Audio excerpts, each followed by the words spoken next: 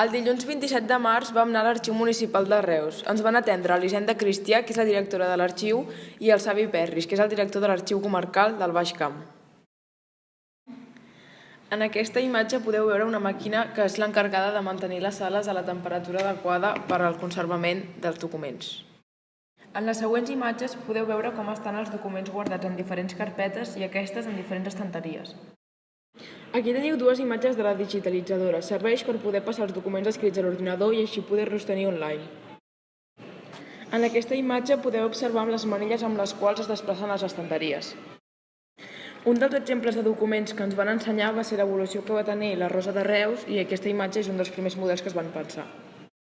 Les següents dues imatges són de la sala on tenen guardats tots els pergamins i aquests estan dins de grans carpetes.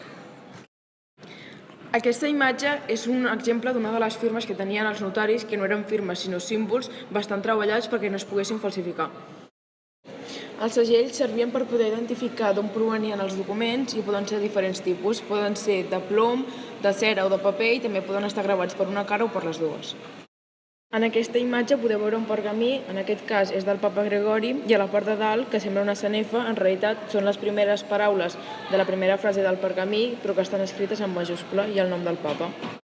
En aquesta imatge podeu veure una de les maneres amb les quals es podien mantenir units els documents, en aquest cas lligant-los. A continuació teniu 3 imatges on podeu veure en quina sala es guarden els pergamins i com es guarden. Aquí veiem 2 maneres diferents de poder aplanar pergamins o documents que arriben a l'arxiu. Aquest és un dels llibres que ens van ensenyar. És de còpies de cartes que es feien abans en paper de seda. Podien arribar a fer 4 còpies a la vegada. Aquí teniu un exemple d'una tapa de llibre que era de pell que va ser menjada per les rates de l'any 1390.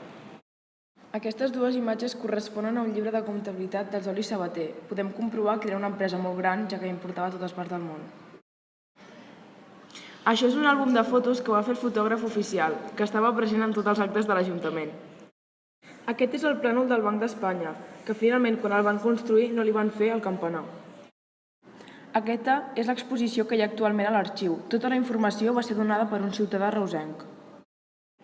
Finalment, les fotos que queden són documents i llibres que ens van ensenyar, dels quals cada un en té un objectiu diferent.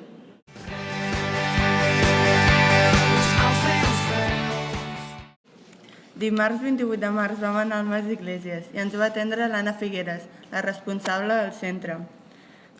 Aquest centre és un arxiu de fotografies, la Fototeca Municipal de Reus. Abans el mas es deia Via Biosca i era tal com el podem observar en aquesta foto. Aquesta era l'antiga sala d'estar. Aquest era un tros dels jardins i a causa de la grandesa s'havien de desplaçar en carro. En aquesta imatge podem observar com era l'antic menjador. L'entrada de la finca està situada entre l'actual carretera de Salou i per on passava el carrilet. Aquí observem una de les sales d'entreteniment, que va ser la sala del billar. Actualment hi ha aquesta vidriera al sostre de l'escala. En les següents 3 imatges podem observar els sostres pintats que encara es conserven. Aquesta és la porta a l'antic menjador i encara es conserva en bones condicions. Aquesta altra dona entrada a un dels dormitoris, els quals es dividien en 2 parts, la més íntima i la de descans. D'aquesta manera és com es guarden les fotos positives. Als laterals del mas hi ha 2 terrasses balcons que servien per controlar els treballadors, la gent que entrava i sortia i per si la dona volia prendre aire fresc sense sortir de casa. En aquella època es van posar molt de moda els terres de ceràmica de mosaic. L'únic inconvenient va ser que eren molt cars. Com més diners tenia la família, més forma li donaven. El mas va estar abandonat durant 10 anys i va ser saquejat, i aquesta és l'única part de l'escala original que es conserva. Això són fotos en diapositiva. Abans era necessari fer-les així si es volia obtenir una bona qualitat. Aquesta màquina serveix per revelar fotografies en negatiu o de carret.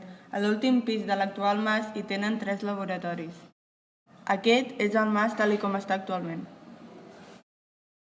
Finalment, us deixem amb l'exposició que hi ha i algunes de les imatges que ens van ensenyar. Dimecres 29 de març vam anar al Museu de Reus i ens va atendre Jaume Masó i Salvador. Ens van rebre a la sala de juntes, mentre 3 companyes estaven fent una entrevista en una altra sala. Aquests són els llibres que van utilitzar per explicar-nos el que necessitàvem. A continuació, vam anar al Museu de la Plaça Llibertat. Aquest és l'escut d'una sedera, el qual porta un casc en símbol del déu del comerç. Aquesta àliga i la rosa va ser donada a Reus la primera vegada que la van proclamar ciutat. L'antic ajuntament tenia una peça d'alt que representava la ciutat esforçada donada per Isabel II, amb un escut amb la rosa i l'Hèrcules al mig i en una banda l'agricultura i l'altra l'indústria.